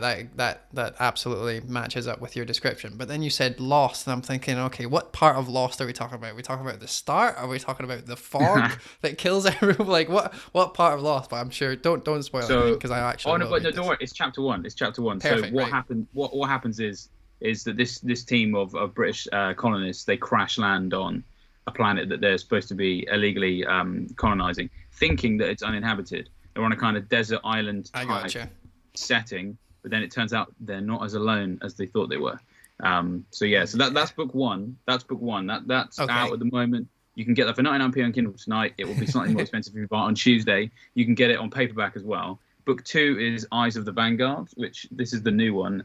Apologies for this strip across here. This is the not for resale because this is the author print. Yeah. That one is coming out on Tuesday. That's available on ebook, and I think the paperback is ready. I'm waiting for Amazon to confirm that you can actually order the paperback. But if you order that as a pre-order and you subscribe to my newsletter, which you can get, all those links will be on my Twitter, then you get a bit of additional promotional content. So you get a digital map of some of the planets that are in this series, and you also get a digital front page of one of the newspapers that is also in the book as well. But you have to pre-order and you have to join my mailing list to get that. So that sounds really, sneaky, but no, that's kind of cool though. I like that. It's kind of like DVD extras. Or it's like when you buy Skyrim, you get the map with it and you feel awesome as an 11-year-old or however old you were when you felt awesome. The second book looks very hefty compared to the first one. It's 782 pages. It's 600 and sorry, which way did it go? 600 and something pages. The first one's about 400. It's very entry level, if you get what I mean. Like it welcomes you in a bit more. But the way that the first one ends, I mean, not that I'm trying to, toot up my own trumpet, but it's got an ending that you really, really, really want to read number 2, and so then you're a little bit more invested for a big book. And what's quite nice about the second one is, if you like The Expanse and you've read the books, the second book has felt a lot more expansive.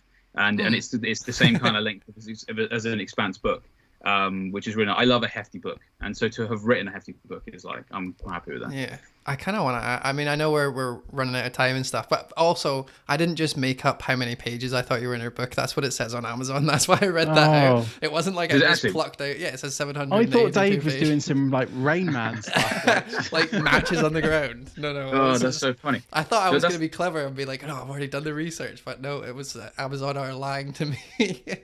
Yeah, no, so they are a little bit. Yeah, they're a bit weird with this. So is it different sizes? Is it like Kindle things? Yeah, so when you're on Kindle, so when I submit the manuscript in the back end, like you don't submit a text size for it, because if you have a Kindle, you can manipulate that yourself. Yeah. And if I tell the manuscript to be a specific size, then it robs the reader of the ability to customize it for themselves. Yeah. So I always turn that off.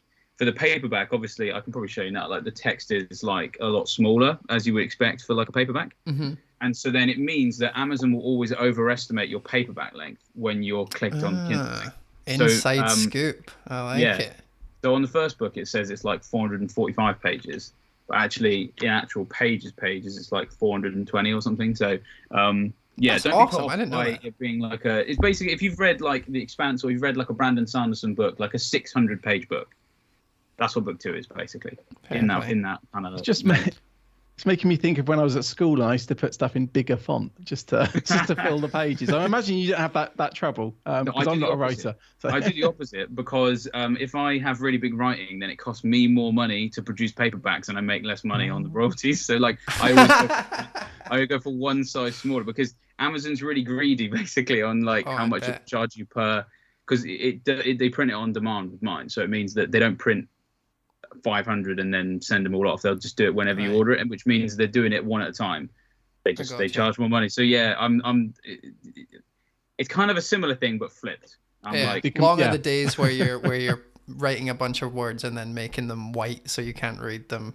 That's why words are like transfers. They're precious. You don't want to use you don't want to use 50 when you could use 10. Because that's costing you so good many for writing points. too, isn't it? That's a good way. Brevity is the soul of wit. Exactly. All right. Well, I'm sold, by the way. Honestly, I'm very excited. I'm going to ask you from every question as soon as we finish this. I know we've spent too long. And if you send us the link as well, we'll put it in the description for YouTube and the podcast as well. Down below.